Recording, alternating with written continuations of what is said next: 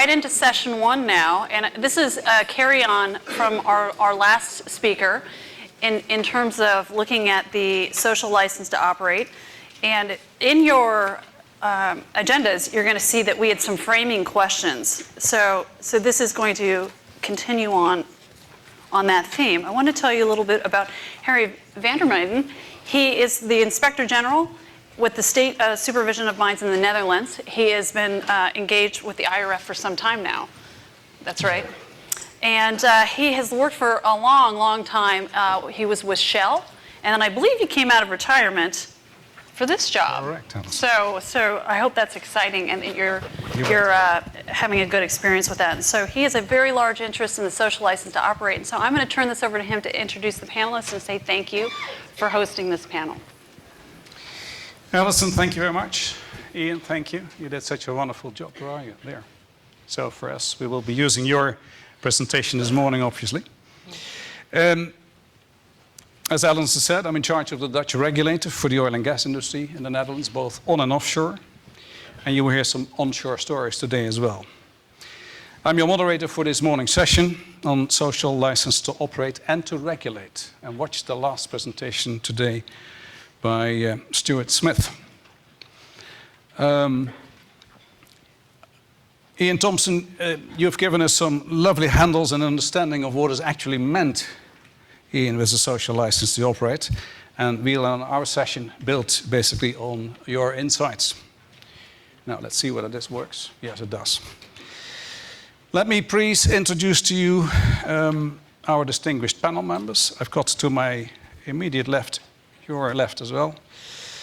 Robert Sussman, Principal, Sussman and Associates, Adjunct Professor of Law, Georgetown University. Robert, it's good to have you here. Then in the middle, Stuart Smith, CEO of the National Offshore Petroleum Safety and Environmental Management Authority in NOPSEMA in Perth, Australia. Welcome, coming all the way. And to close off, Darr.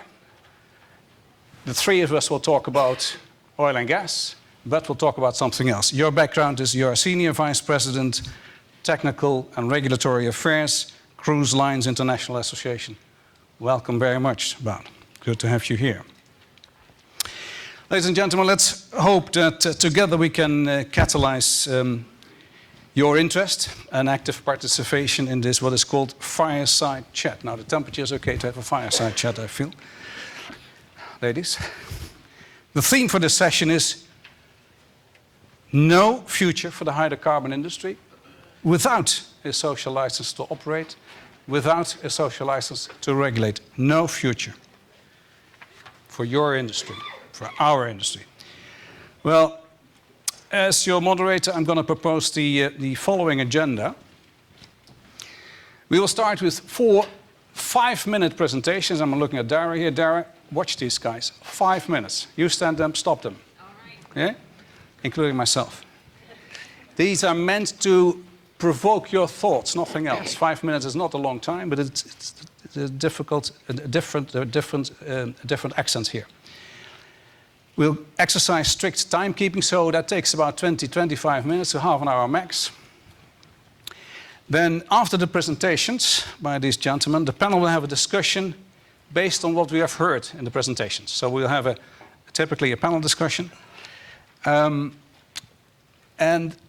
feel free to comment. If these guys tell you things, hey, I would like to react to that, don't hold back, please. Following that discussion among the panel members, and that's phase 3 of this fireside chat,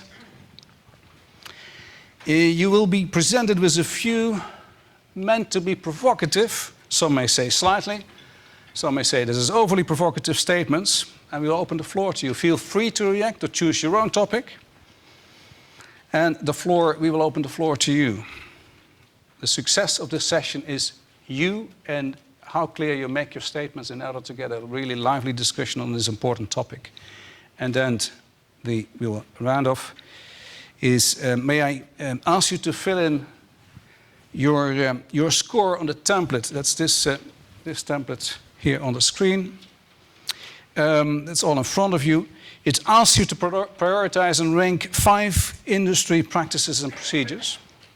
And please don't forget to circle your profession, because that may give an interesting perspective on the types of answers, the type of prioritization you give. And the overall response will be fed back to you later during this conference. Now, as a moderator, it's my privilege to start off the presentations. I'm going to tell you something about, it's an onshore story. My 5 minutes is about onshore. It's onshore northwestern Europe. About 400 million people, and the size of Europe is, I don't know, about a third of the United States. Well, about that. Right. I will be presenting to you the consequences of 40 plus years of natural gas production from the onshore Groningen gas field. You see a map of Europe there. The Netherlands is there in the edge of the North Sea. The field started production in 1963, and its initial recoverable natural gas reserves amounted to 100 TCF, 2,800 billion cubic meters, and still qualifying as amongst the top 10 largest natural gas fields in the world. The current production rate is about 30 billion cubic meters a year, and operator of the field is the Shell-Exxon joint venture NAM. It has been supplying natural gas not only to the Netherlands, but also to some other European countries. France, Germany, Italy, Belgium, etc. In doing so, it accounted for 40% of the energy supply of the Netherlands and roughly 8% of the energy supply of northwestern Europe for some 40, 50 years. Its production peaked in the 70s, flattened in the 90s. And as smaller fields subsequently depleted, Groningen production increased again some 15 years ago. So far, so good, you may say. However, as production increased again to 40 to 50 BCM, in the first decade, earthquakes started to occur, and frequency and magnitude seemed to increase as well. Initially, there was very limited attention as the risk perception was low. Physical damage, particularly to houses, were low as well and considered repairable. You could fix the joints. Moreover, whilst subsidence caused by gas production was long anticipated, scientifically no such an assumption, no such a correlation existed for the explanation of the earthquakes. It took until 2009, 2010 that one started to wonder whether there could be a correlation between gas production, subsidence, and earthquakes. Ladies and gentlemen, the earthquakes to date vary in magnitude from hardly measurable to a maximum to date of 3.6 at the Richter scale, and with a possible anticipated maximum of some 5 at the same Richter scale.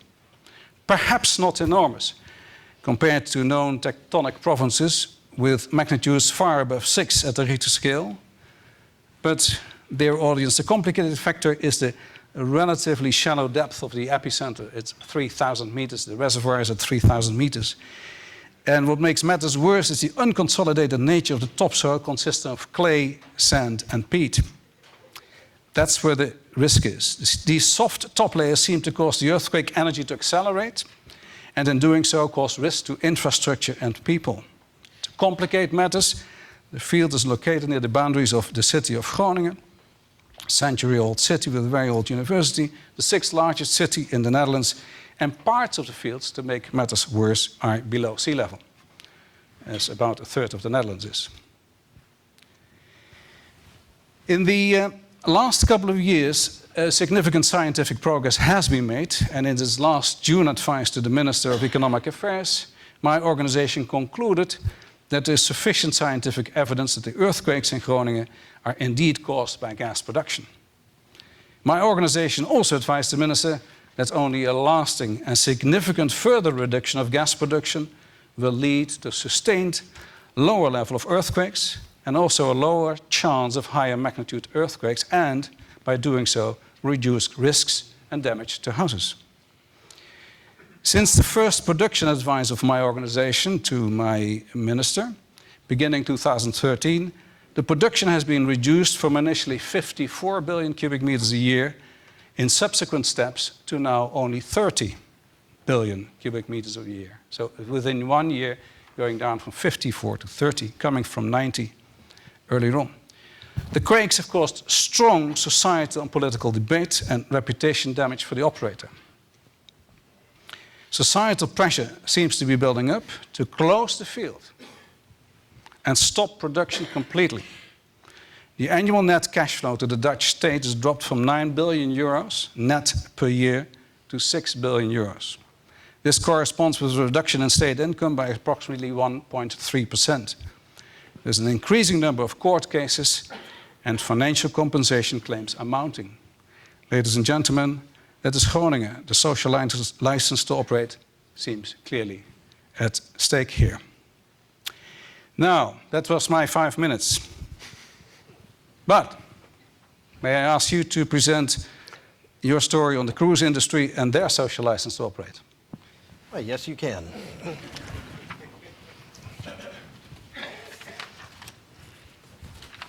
Thank you, Harry. Hi, good morning. I really appreciate the chance to be here this morning. I find that cross-sectoral interaction is extremely valuable to us in our industry, and I'm constantly talking to our members and my staff about that if you're not looking out the bridge windows of what other sectors are doing that are facing similar challenges, you're really cheating yourself out of some of the best opportunities to learn and interact with others. For example, we found interaction with the medical community to be extraordinarily valuable when it comes to safety culture. All sorts of opportunities are there if you do this outreach between sectors, so thank you. Very briefly, our industry is truly a global industry, which complicates our problems. We're in about 1,000 ports around the world. We have operators that are in 400 to 600 ports as one single operator. How are we regulated? Well, all over the place in many different ways. Unlike the outer continental shelf, where it's a little more stable if you're going to do production or exploration in a particular place, our assets are mobile, they're seasonal. Everybody wants a piece of it. They get a piece of it. It's very challenging to keep up with the changing regulatory and legal environment, but we do it and we think we do it effectively.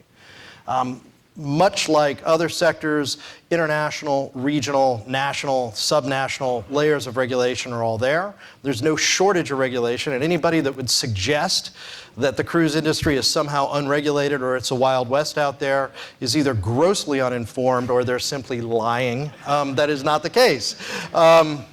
In some cases, it's a little bit of both. But the real question is, who does the enforcement? And I think very similar to this sector, you have flag states, you have classification societies, the same ones that are working in the offshore industry that work on behalf of those flag states and on behalf of the ship owner at times, and then coastal and port states. Difference is, with our assets being mobile, it's more port, less coastal, the other way around for your sector. Social license to operate, I broke it into 3 basic bundles for us, safety, health, and environment.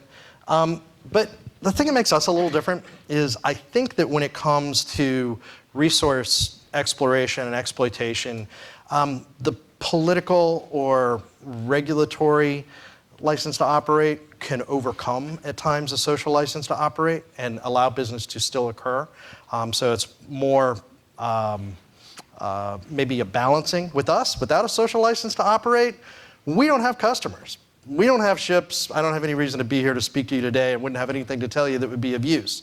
It's critically important to us because the way it translates for us is the discretionary leisure product we are offering isn't taken up by anybody if we lose the confidence of the public. They have to have it, particularly in these couple of key areas here. We are very both brand and industry level image conscious because it substantially affects our ability to do business at all. With safety, I listed a few things there. You can, in translation, see how this probably all does convert almost one-to-one to the types of issues you're facing from both the regulatory and industry side. Health is a little unique to us because we have the general public on board and also very large numbers of crew members as well. We have some ships with 2,000 seafarers. We're responsible for the health and well-being, as any ship owner would be, of all of them as well. And there's a lot of misinformation, a lot of hysteria out there. We've seen plenty of examples.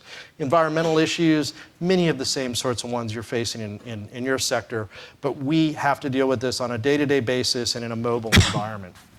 I want to give one example, and that is January 13th, 2012 changed my life dramatically, changed the life of many other people dramatically. I woke up in London, my hotel room, about 3 o'clock in the morning, and saw a cruise ship looking at me as I was on this angle, and I thought, that's not good. People are going to have died. This is going to be a horrible, not only day, but period of time for our industry and for some people who tragically are going to lose their lives. It was. There were 32 losses of life. There was an absolutely iconic, picture-perfect image to splash up on television day after day after day after day, with the branding of the company there too, by the way, and very visible. And the overwhelming obligation of people that were relying upon us to look after their safety, 32 of them lost their lives that night. Not acceptable. Not a loss of one life would be acceptable.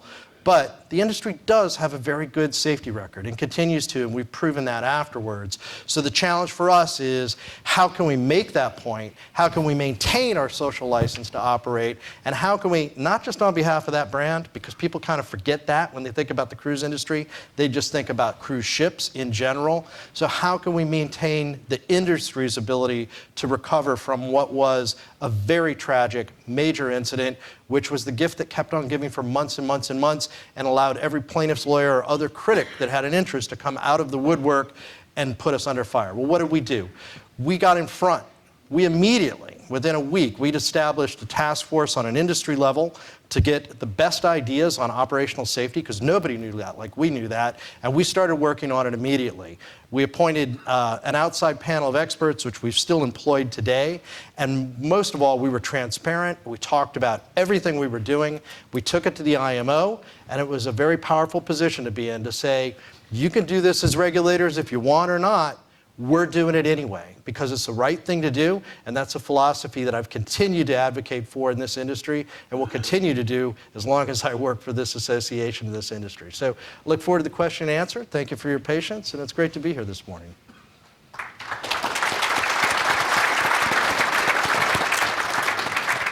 Thank you, Matt. Can I please ask Bob Sussman to come forward? And you will take us through hydraulic fracturing and social license to operate, Bob. Okay, great. Good to be here this morning. So far, a great conference and a great presentation by Dr. Thompson on social license to operate. I want to offer a brief case study of hydraulic fracturing in the United States. And the interplay between the development of fracking and the social license to operate. We have, as many of you know, experienced an explosive growth in fracking starting around 2005, and its impact on energy markets and energy use in the United States has truly been dramatic. We have become essentially self-sufficient in natural gas. Natural gas prices have dropped significantly. That has had benefits for consumers. It's had environmental benefits as well. And of course, there's been job creation in addition to the other benefits of fracking. But I think it's a fair statement that regulators and the public were unprepared in this country for the shale gas boom. It was something that happened quickly. It took people by surprise, and there was significant uncertainty on the part of the public and I think on the part of the regulatory community about the exact nature of the environmental impacts and how severe they were. And into that vacuum, several concerns emerged. There were concerns about drinking water contamination, concerns about depleting freshwater supplies because fracking is very water intensive, concerns about the unsafe disposal of very large volumes of fracking waste, concerns about earthquakes, and also concerns about the hazards of the many, many chemicals that are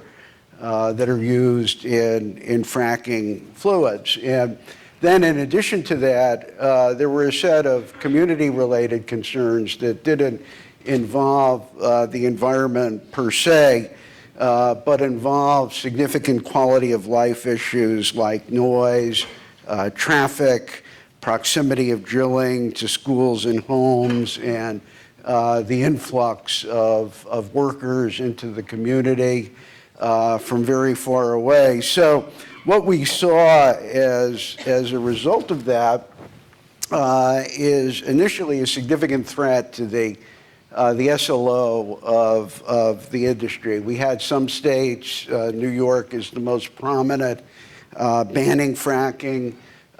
We had many local communities prohibiting fracking within their boundaries. We had negative media coverage. The film Gasland may be known to you, and it shows exploding drinking water faucets and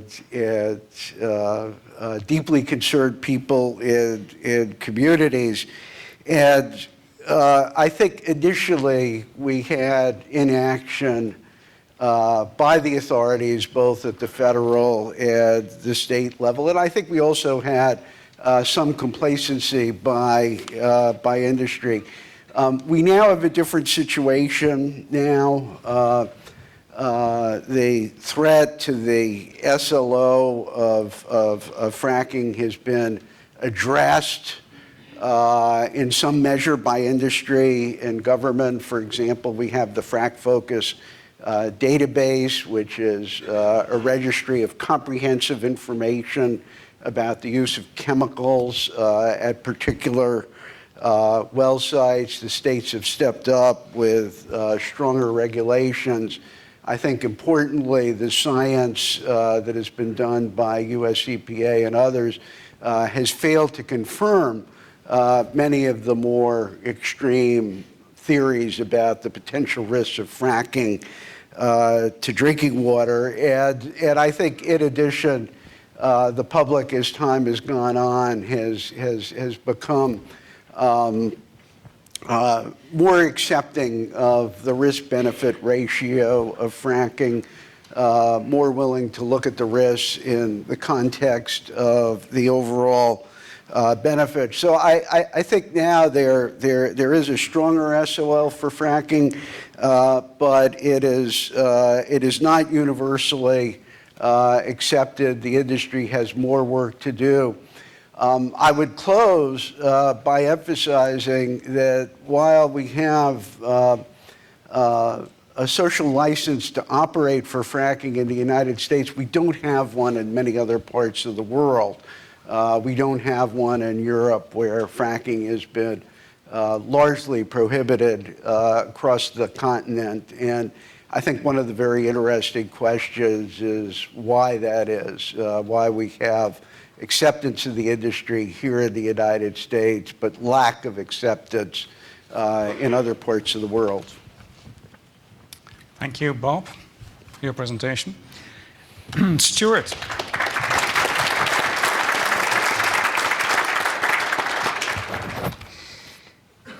Ladies and gentlemen, social license not to operate, but social license to regulate. Stuart Smith from Australia.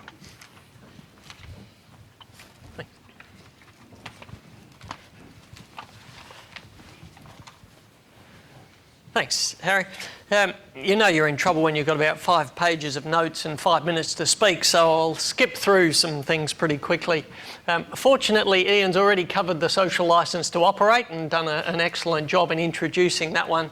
I wanted to extend the concept a little to the regulators and say, does the regulator actually need some sort of community acceptance to be able to do their job properly? And in my view, it certainly does. Bob's already mentioned fracking, a situation where in many jurisdictions there might be legal authority to act, but not necessarily social acceptance of the practice of fracking. And so the industry is grappling with that issue. There are also situations where an industry or a company might have social acceptance but not necessarily legal authority.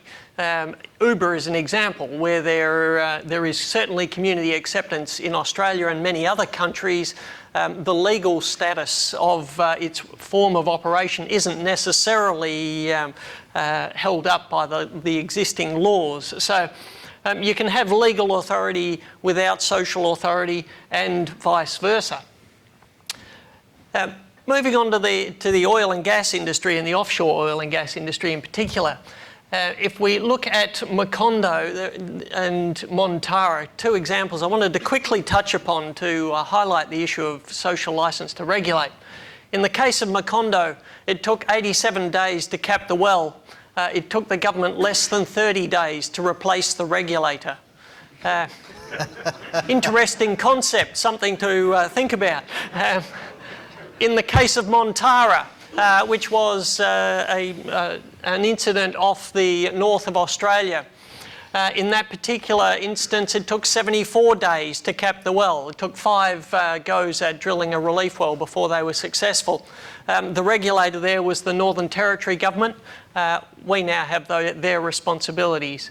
So following Montara, the inquiry led to NOPSA, as we were the Petroleum Safety Authority in Australia, became the Petroleum Safety and Environmental Management Authority. We took on responsibility for well integrity and for environmental regulation in Australia for all of the Commonwealth waters. So the interesting thing, or one of the challenges for Australia, is that we're a federation. Some might say it's a strength. Since I'm now back in the federal government, I'd say it's a challenge for us. That means that our organisation looks after all of the waters off Australia, except for the first 3 nautical miles from shore. So if you have an offshore facility that's connected to an onshore LNG facility, you have to run through our offshore oil and gas regime, then the state or the territory regulatory regime for the last 3 nautical miles, and then on to the onshore regime. So that poses all sorts of challenges. As a result, we're pushing to take over their responsibilities. In effect, we are competing to become the sole regulator for offshore oil and gas in Australia, and we've been doing that successfully. I've mentioned we've already taken on well integrity and environment. We also compete with the environment departments, the federal departments for instance, and 18 months ago we took over all environmental approvals processes from the Federal Environment Department in regard to oil and gas. We've been in competition with them. We also compete with the states and the territories. One of the states has already conferred its powers on us. There are 6 states in Australia. Another 2 are looking at conferring its powers now and expect to do so in the next 12 months. Some of the others, they all say they support it. Some of them are taking longer than others. And to put it into context for our United States colleagues, I'd say it's a bit like the federal government trying to convince the Californian government that they should hand over their powers to the federal government and say, well, you can do a better job than we can. It's not an easy task, but the point being, to secure conferral, whether it be safety powers, environment powers or other powers, we actually have to compete with other regulators and we have to demonstrate that we can do a better job than those other regulators, not just for the industry in ensuring safe and environmentally responsible outcomes, but also to all of the stakeholders, whether they be environmental NGOs or unions or other groups. And I think I'll leave it there. Thanks.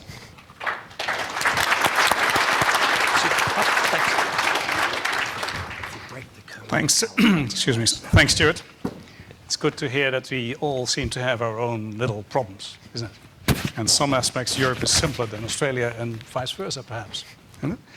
Right, chaps, if you thought this is it, you have done your 5-minute presentations. I'm sorry, there's more work to come.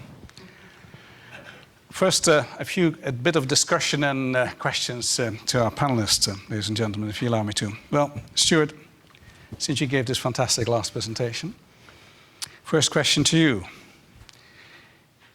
If NOPSEMA has to compete with other regulators to win the social license to regulate, what impact does this have on the stakeholders being regulated?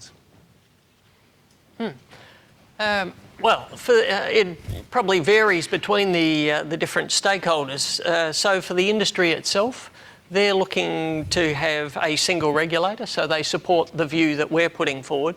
They're seeking a single regulator because they think it will reduce cost, reduce uncertainty, remove some duplication and so on. So it's relatively straightforward for them. For some of the other stakeholders, you get different views. The unions would prefer actually the state-based regimes. They don't want the states to confer powers on us because the states typically have a more prescriptive style of regulation, and in their view it's easier for them to have influence over a prescriptive regime where they can call workers off the job more readily. And then for the environmental NGOs, they prefer a regime that isn't separated from government to the extent that we are. We're an independent statutory authority and we make the decision. The government doesn't get involved, so a minister doesn't get involved. Whereas for the state-based regimes, the environmental NGOs can influence the process by lobbying ministers. So it varies between the stakeholders as to which model suits them. Yes. Let's see whether somebody. Let's have one question and one reaction on the answer of Stuart. Anyone volunteering? To my right here. The notion of a single. I think this is on now. Okay. I think the notion of kind of single cradle-to-grave regulation with a lot of overlap and duplication is quite compelling. But also the notion of competing with other regulatory authorities for that space, I'm not sure that I found it as compelling, and it was the notion of competition. I wondered what it does to public confidence around the outcomes that you're trying to achieve in a system that isn't fully integrated, and whether the competition works against building public confidence for the industry and the resources that are being developed, and confidence around safety and environmental protection, if it truly is a competition. Stuart, care to comment? I spent a fair bit of my career working for the competition regulator, so familiar with the concept. In terms of between regulators, the competition isn't quite the same as between companies, for instance. So we actually have a good relationship with the state-based regulators, and we see that as important. But ultimately, it is a competition between us. They're not going to give up their powers willingly because it means they lose their job. So ultimately it comes down to performance, and that's where it gets back to that social license to operate, the community acceptance. We have to demonstrate that our performance in delivering safer outcomes and environmentally better outcomes, if we don't deliver those things, the political support for conferral just isn't there. So the politicians ultimately will confer their powers if they believe it is in the best interests of their constituents, and they hear loud and clear from their constituents if they do something that isn't consistent with that. So really it's competition, but based on performance outcomes for safety and environment. Okay, thank you. Bob, question for you. Bob Sussman. It seems the industry was quite reluctant to encourage regulation. Do you think that public opposition would have been lower if right from the start the industry had encouraged a strong or stronger role for government?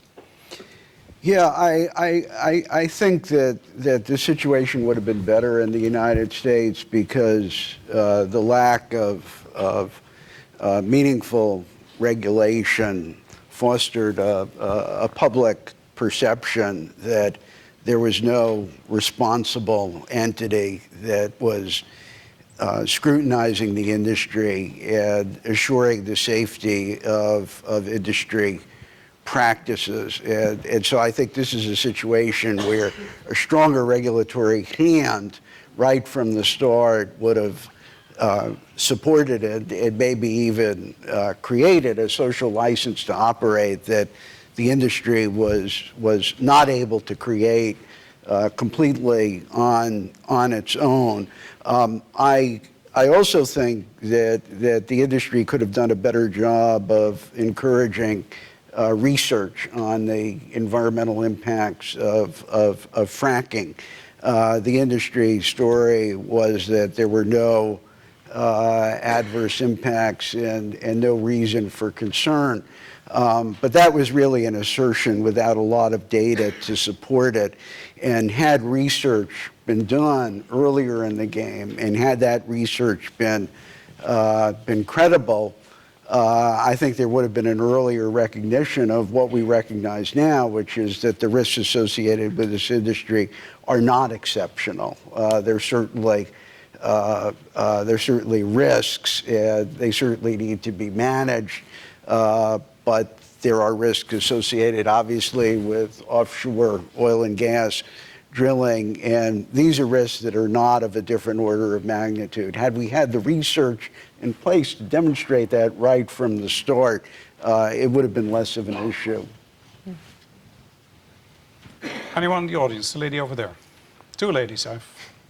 First, the lady over there. Hi, Mary Beth Mulcahy, Chemical Safety Board. So I think this question will go for Bud. So authority does not equal... Sorry. This was just... Would you mind to first react on Bob Sussman's reaction to the question? Oh, Can you hold your breath and come back, please? Yeah. I'll be ready when you are. Yeah. Sorry, I'm disappointing you, perhaps, but you can prepare yourself for the answer. Sonia Haber, the United States. The question I have is what you just said at the end. Why wasn't the research done? What is the driver in a new type of industry like that you don't have the research before you go ahead and generate the market or the... Well, I think in the case of the oil and gas industry, there was a widespread belief that